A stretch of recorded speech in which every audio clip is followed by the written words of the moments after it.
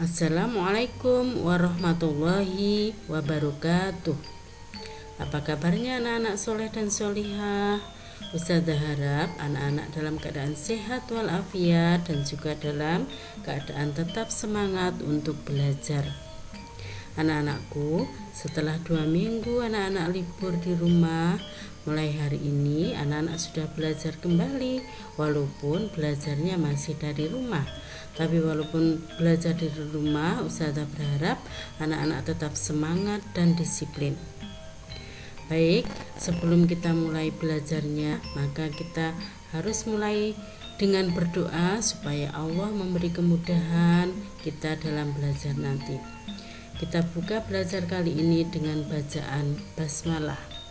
Bismillahirrahmanirrahim. Anak-anak soleh dan solihah, hari ini kita belajar kembali belajar bahasa Jawa dengan pokok bahasan Ponco Driyo utawa Panca Indra kalau dalam bahasa Indonesia. Tujuan pembelajaran yang akan kita capai adalah siswa dapat menyebutkan nama-nama panca indera. Kemudian siswa dapat menyebutkan kegunaan panca indera. Sudah siap untuk belajar?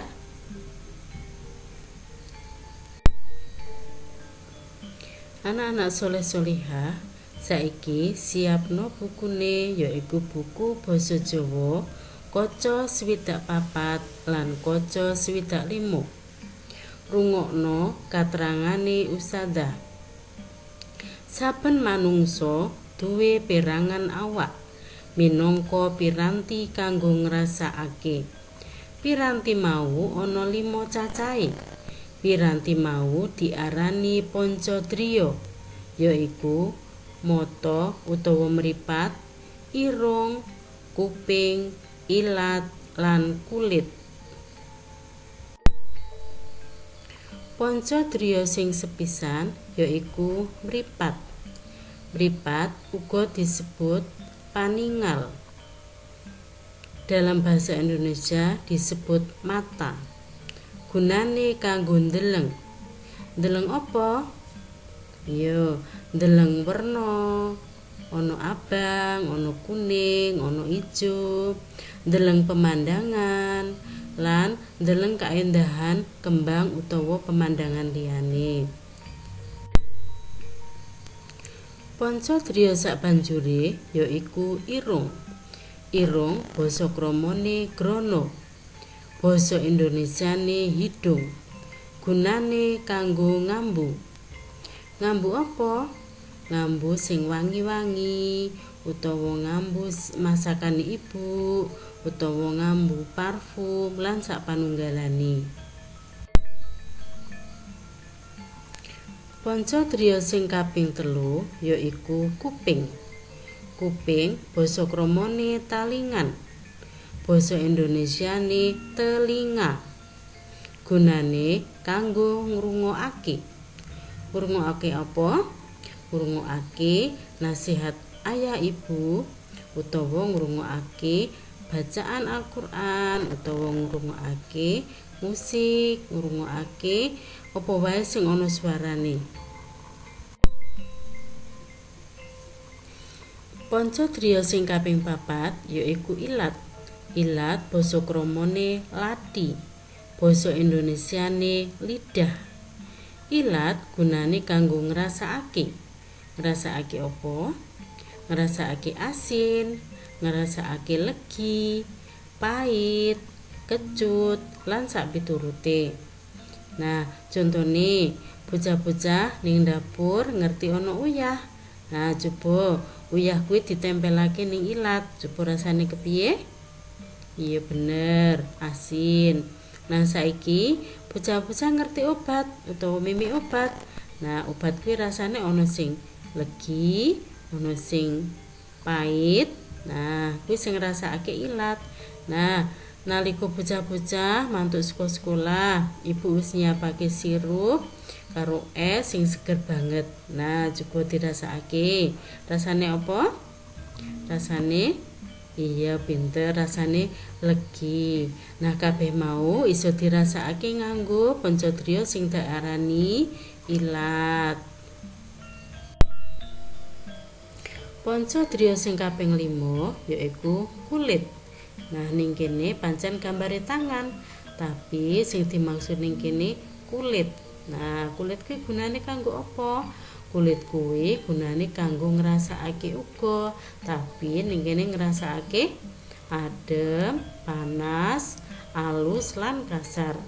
Contone, bocah-bocah ngerti ning dapur ibu masak. Nah, ana geni sing lagi murup. Nah, geni kuwi nek bocah-bocah nyedak-nyedak mesti rasane iya rasane panas. Nah, sabanjure bocah-bocah dijak ning toko karo bapak ibu. Ning toko kuwi ana es krim. Nah, nek es krim mau dirasakake kanggo ilat, rasane manis. Ananging ning kene dirasakake nganggo kulit, rasane iya rasane adem. Sabanjure bocah-bocah dijak ning toko, terus ning toko ana boneka, ana eh, barang-barang liyane. Nah coba boneka kuwi demoken nganggo tangane bocah-bocah. Nah mesti rasane kepriye? Ya alus. Nah mau panas, adem, alus, kasar kuwi sing iso ngrasakake panca-triya sing diarani kulit. Nah bocah-bocah wis sinau bab panca-triya. Nah, panca-triya kuwi ana pira cacahe? Iya, panca-triya kuwi ana 5. Saiki sebutno arane panca-triya apa wae. Nah, panca-triya iku mripat, irung, kuping, ilat lan kulit. Nah saiki pitakonan sabanjure jodhokno antarane gambar lan tulisane. Nah gunane panca-triya. Nek irung kuwi nganggo apa?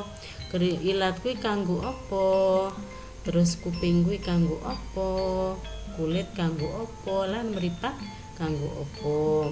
Ustazah yakin anak-anak satu excellent yang soleh solihah bisa mengerjakan karena tadi sudah diterangkan sama Ustazah, dan juga anak-anak bisa membuka bukunya bahasa Jawa Kocok 64 atau halaman 64 dan 65. Insya Allah bisa ya anak-anak soleh solihah, pasti bisa. Anak-anak soleh solihah, alhamdulillah tadi sudah mempelajari tentang panca-triya utawa panca indera, tentang jumlahnya berapa dan juga tentang kegunaannya, dan juga anak-anak sudah mengerjakan tugas luring. Nah alhamdulillah, terima kasih anak-anak sudah memperhatikan Ustazah. Semoga apa yang kita pelajari hari ini membawa kemanfaatan untuk anak-anak semua dan juga untuk kita semua. Untuk pertemuan kali ini kita tutup dengan bacaan hamdalah alhamdulillahirabbil alamin. Ustazah cukupkan sekian, kita ketemu lagi minggu depan.